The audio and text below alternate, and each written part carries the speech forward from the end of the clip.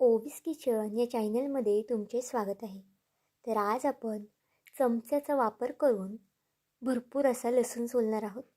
तर बघा, लसूण तुमचा कितीही असो, 1 किलो असो किंवा मग अर्धा किलो असो, एका चमच्याच्या साहाय्याने भरपूर असा लसूण आपण 5 मिनिटात सोलून होणार आहे. अगदी जादुई पद्धत आहे. व्हिडिओ नक्की शेवटपर्यंत पहा. ही पद्धत तुम्ही यापूर्वी कधीच पाहिली नसेल, पण जर एकदा या पद्धतीने तुम्ही लसूण सोलला ना, तर तुम्ही नेहमीच या पद्धतीने महिनाभरासाठी सुद्धा लसूण सोलू शकता. किंवा मग कार्यक्रमासाठी सुद्धा आपल्याला जास्तीचा लसूण सोलायला लागतो, तर तुम्ही अशा पद्धतीने नक्कीच लसूण सोलू शकता. तर चला, थोडाही वेळ न घालवता लगेच व्हिडिओला सुरुवात करूया. त्याआधी जर चॅनलवरती नवीन असाल तर चॅनलला एक लाईक आणि एक सबस्क्राईब नक्कीच करून घ्या. तर बघा, आपली पहिली टीप पाहूया. सगळ्या टीप खूप जास्त महत्त्वाच्या आहे, त्यामुळे व्हिडिओ नक्की शेवटपर्यंत पहा. तर बघा, घरामध्ये आपल्याकडे मुगाची डाळ, उडदाची डाळ किंवा मग साठवणीची दुसरी कोणती डाळ तर घरात नक्कीच असते. पण खूप जास्त प्रमाणात जर डाळ असली की त्यामध्ये अळी वगैरे होते, किडा वगैरे लागतो किंवा मग डाळ खराबसुद्धा होते. आता कितीही दिवस डाळ आपली टिकण्यासाठी यामध्ये 2 तेजपत्त्याची पानं आणि थोडीशी जी आपली लवंग वगैरे असते किंवा मग काळी मिरी, ती तुम्ही यामध्ये टाकू शकता. यामुळे डाळ अगदी कितीही दिवस आरामात टिकू शकते. तर चला, पुढच्या टिपकडे वळूया. ही जी पुढची टिप आहे ना, ती खूप जास्त महत्त्वाची आहे. कारण की घरात लहान मुलं असतात किंवा मग मोठीसुद्धा असतात. आणि आता थंडीचं वातावरण आहे किंवा मग पावसाचं सुद्धा वातावरण आहे. त्यामुळे सर्दी तर सगळ्यांनाच होते. त्यासाठी अगदी ही महत्त्वाची टिप आहे. तर बघा, आपल्याला 2 कापसाचे बोळे करून घ्यायचे आहेत सुरुवातीला. तर बघा, व्हिडिओत दाखवते त्या पद्धतीने तुम्ही सुद्धा कापसाचे बोळे करून घ्या. आणि जर घरात विक्स असेल किंवा मग विक्स नसेल तर तुम्ही बामचा सुद्धा वापर करू शकता. आता अशा पद्धतीने जो कापसाचा बोळा केला आहे ना, तो विक्समध्ये आपल्याला बुडून घ्यायचा आहे. बघा, जास्त अगदी भरपूरसुद्धा बुडवायचं नाही. अगदी थोडासा विक्समध्ये हा बोळा जो आहे तो बुडून घ्यायचा आहे. तर बघा, व्हिडिओमध्ये आता मी पुढे तुम्हाला दाखवणंच आहे कशा पद्धतीने आपल्याला बोळा जो आहे कापसाचा विक्समध्ये बुडवायचा आहे. बघा, जास्तसुद्धा लावायचा नाही आहे, अगदी थोडासा लावायचा आहे. आणि हे जे कापसाचे बोळे आहेत ना, ते लहान मुलांच्या कानात किंवा मग मोठ्यांना जर सर्दी झाली असेल ना, तर त्यांच्या एक एक कानामध्ये हा जो बोळा तुम्हाला ठेवायचा आहे. यामुळे याची जी वाफ असते ती अगदी डोक्यापर्यंत जाते आणि सर्दी वगैरे ह्याच्याला खूप जास्त आराम पडतो. नक्कीच एकदा वापर करून बघा, खूप जास्त तुमच्या कामी येईल. तर बघा, आपली पुढची टिप पाहूया. सगळ्याच टिप खूप जास्त महत्त्वाच्या आहेत आणि तुमच्या रोजच्या कामामध्ये येणारी आहेत. त्यामुळे व्हिडिओ शेवटपर्यंत पहा. आणि व्हिडिओ थोडा जरी आवडला असेल तर व्हिडिओला एक लाईक आणि एक सबस्क्राईब नक्कीच करून घ्या. तर बघा, आपल्या ह्या टिपसाठी इथे मी कप घेतला आहे. जर जुना कप असेल तर तो घ्या किंवा मग वापरातला कप असेल तो घेतला तरी चालेल. उलटा कप करायचा आहे, त्यावरती थोडंसं पाणी घातलेलं आहे आणि अशा पद्धतीने यावरती आपल्याला सुरी चालून घ्यायची आहे. जर घाई गडबडीत सुरीला धार नसेल तर तुम्ही तात्पुरती अशा पद्धतीने सुरीला धार नक्कीच लावू शकता. अगदी शार्प धार लागते, तुम्ही एकदा नक्की करून बघा. आणि अगदी सहज असं यामुळे कापलं जातं. तर चला, आपल्या सुरीला छान धार लागली आहे. आता पुढच्या टिपकडे वळूयात. आता आपण नेहमी कढईमध्ये वगैरे पापड तर तळतच असतो, पण जर तो पापड कलथ्याने काढायला गेलो की मग सोऱ्याने वगैरे काढायला गेलो ना, तर तो लवकर निघत नाही आणि पुन्हा पुन्हा म्हणजे सारखा सारखा तो कढईतसुद्धा पडला जातो. आता अगदी परफेक्ट असा पापड कसा तळायचा हे तुम्हाला मी दाखवलं आहे. बघा, व्हिडिओत दाखवते त्या पद्धतीने काट्या चमच्यामध्ये हा पापड गुंतवायचा आहे आणि तेलामध्ये डिप करायचा आहे. अशा पद्धतीने तुम्ही पापड तळला ना की अगदी सहज तुम्हाला पापड काढता येईल आणि अगदी पटापट असे हे पापड तळून होतात. बघा, जास्तीचे पापड असतील तर तुम्ही नक्कीच या पद्धतीने काट्या चमच्याचा वापर करून पापड तळू शकता. ही सुद्धा टिप तुम्हाला आवडली असेल तर तुमच्या मित्रमैत्रिणींसुद्धा शेअर करा व्हिडिओ, त्यांनासुद्धा खूप जास्त कामी येणार आहे. तर बघा, आपली पुढची टिप बघूया. ही टिप तर खूप महिलांना कामी येणार आहे, कारण की घरामध्ये आपल्याकडे अशा पद्धतीचे मसाल्याचे बॉक्स तर असतात. छोटे असतात किंवा मोठे असतात. आपण त्यातला मसाला अर्धा वगैरे वापरतो आणि मग तो अर्धा तसाच ठेवून देतो. यामुळे काय होतं, मसाला सांडलासुद्धा जातो आणि मसाल्याचा जो वास आहे तो सुद्धा निघून जातो. आता मसाल्याचा वास वगैरे जाणार नाही किंवा मग मसाला सांडणार नाही, याची मी तुम्हाला अगदी महत्त्वाची टिप सांगणार आहे. बघा, व्हिडिओत दाखवते त्या पद्धतीने आपल्याला बॉक्स फोल्ड करून घ्यायचा आहे. एकदा का जर तुम्ही अशा पद्धतीने बॉक्स जो आहे तो फोल्ड केला ना, तर तुम्हाला पुढच्या वेळेस अगदी सोपं जाणार आहे.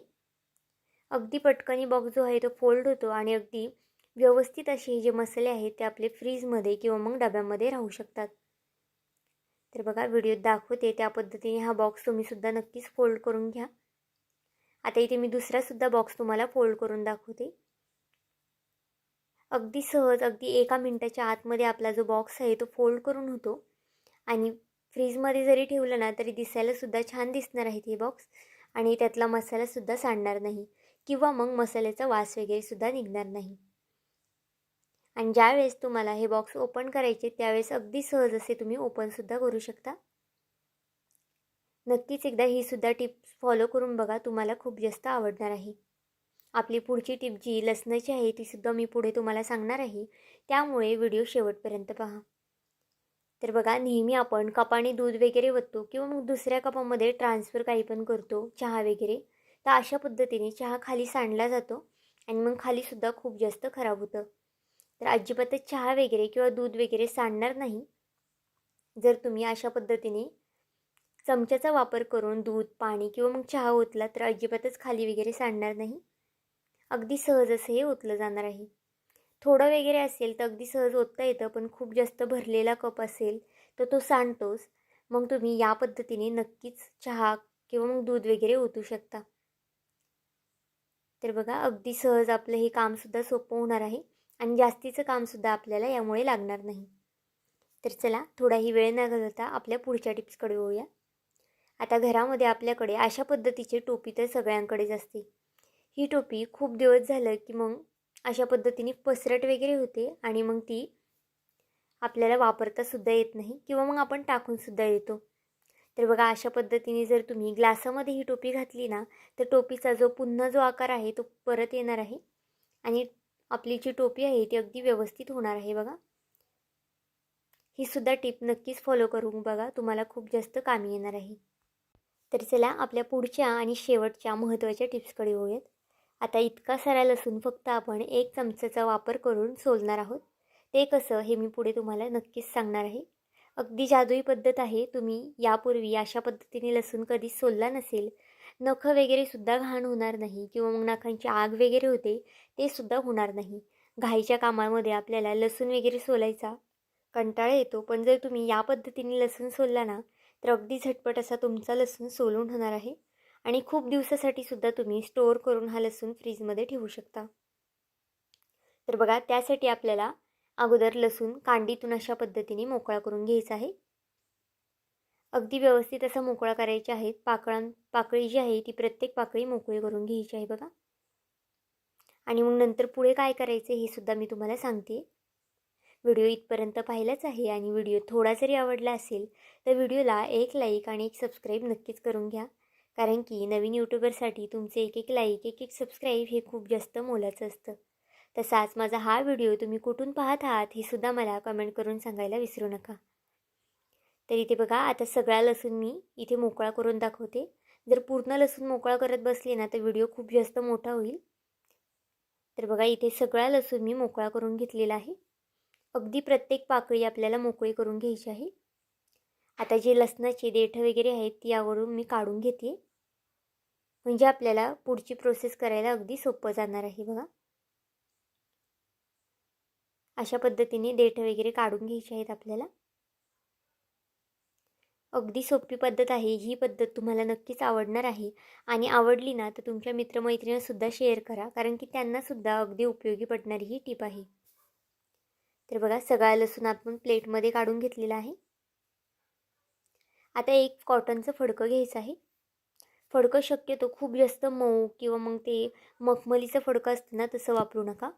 आपल्याला अशा पद्धतीचा रुमाल किंवा मग अशा पद्धतीचं कॉटनचं फडकं वापरायचं आहे. आता 1 चमचा घ्यायचा आहे, त्यावरती आपल्याला तेल घालून घ्यायचं आहे. चमच्यात जास्तसुद्धा तेल घालायचं नाही आहे, फक्त 1 चमचाभर आपल्याला इथे तेलाचा वापर करायचा आहे बघा. इतकंच तेल आपल्याला पुरेसं आहे. आता हे जे तेल आहे ना ते लसणावरती आपण घालून घेऊया बघा. जास्तसुद्धा तेलकट वगैरे करू नका. अगदी 1 चमचा तेल पुरेसं आहे. आता तेल घातल्यानंतर अशा पद्धतीने प्रत्येक पाकळीला जे तेल आहे ते आपल्याला लावून घ्यायचं आहे. आणि हा जो सगळा लसूण आहे तो आपल्या कॉटनच्या फडक्यावरती टाकून घ्यायचा आहे बघा. फडकं अशा पद्धतीने जितकं रखरखीत असेल ना तितकं फडकं रखरखीत तुम्ही वापरा. आता याचं फोल्ड करून आपल्याला अशा पद्धतीने हा लसूण जो आहे तो चोळून घ्यायचा आहे. अगदी व्हिडिओत दाखवते त्या पद्धतीने लसूणसुद्धा तुम्ही चोळून घ्या. आता सुरुवातीला मी एक 5-1 मिनटं तरी हे चोळून घेतलेलं आहे. जास्त वेळ जर तुम्ही चोळलं ना तर अगदी पटकन तुमचा जो लसूण आहे तो भरपूर असा मोकळा होईल. पण जर तुम्ही थोडा थोडा वेळ सोडलं ना तर लसूण थोडा थोडाच मोकळा होणार आहे. अगदी सोपी पद्धत आहे.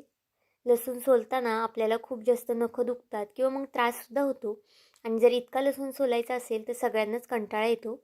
पण अगदी कचरा वगैरे न होता आपला हा लसूण जो आहे तो सोलून होणार आहे. तर बघा एक 3 ते 4 मिनटं फक्त इथे मी हा लसूण जो आहे तो फडक्यावरती चोळून घेतला आहे. आणि अशा पद्धतीने आपला लसूण खूप जास्त मोकळासुद्धा झालेला आहे बघा. हातानेच आपल्याला हा सेपरेट करून घ्यायचा आहे. तुम्ही पाकडूनसुद्धा घेऊ शकता. जितका लसूण निघालेला आहे सेपरेट ना तितका तुम्ही इथे पाकडून घेऊ शकता. तर बघा आता इथे मी सगळा लसूण पटापट असा सोलून घेते, म्हणजेच मोकळा करून घेते.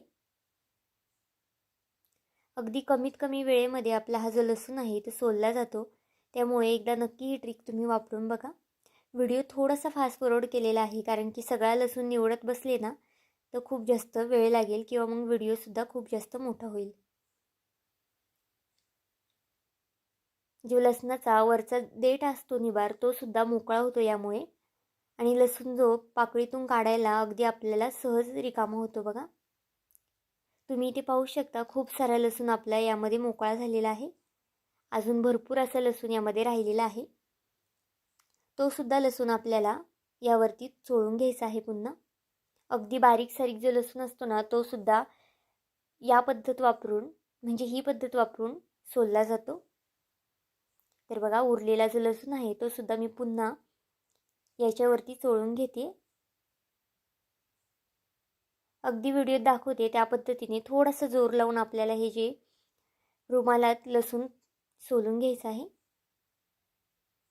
नक्कीच ही पद्धत तुम्हाला आवडणार आहे कारण की लसूण सोलायला सगळ्यांनाच कंटाळा येतो किंवा मग खूप जास्त त्रासदायकसुद्धा काम असतं आणि खूप वेळसुद्धा लागतो. असं तुम्ही आठवड्यातून एकदा जर करून ठेवलं ना तर भरपूर असं तुमचा लसूण जो आहे तो सोलून होणार आहे. तर इथे बघा सगळा लसूण आता मी पुन्हा मोकळा करून घेते. पुन्हा मी इथे 1 ते 2 मिनटासाठी फडक्यावरती लसूण चोळून घेतला आहे आणि भरपूर असा आता लसूण हा मोकळा झालेला आहे. अगदी उपयोगी टीप आहे. नक्कीच एकदा तुम्ही ट्राय करून बघा. तुम्हाला खूप जास्त कामी येणार आहे. तर आता इथे सगळा लसूण मी मोकळा करून घेते आणि मग तुम्हाला दाखवते. तर इथे पाहू शकता तुम्ही 7 ते 8 मिनटामध्येच आपला भरपूर असा लसूण सोलून झालेला आहे. आणि अशा पद्धतीने लसूण सोलला ना की अजिबातच कचरा वगैरे सुद्धा होत नाही घरात. कारण की लसूण सोलताना खूप जास्त कचरा इकडे तिकडे पांगला जातो आणि खूप जास्त घाणसुद्धा होते. तुम्ही अशा पद्धतीने जर लसूण सोललं ना कमीत कमी वेळेमध्ये लसूण सोलूनसुद्धा होतो आणि कचरासुद्धा इकडे तिकडे जात नाही. तर आजच्या ह्या सगळ्याच टिप तुम्हाला कशा वाटल्या मला हे कमेंट करून नक्की सांगा. आणि चॅनलवरती नवीन असाल तर चॅनलला एक लाईक आणि एक सबस्क्राईब करायला विसरू नका. भेटूया आपण पुन्हा एका अशाच नवीन व्हिडिओमध्ये. तोपर्यंत बाय.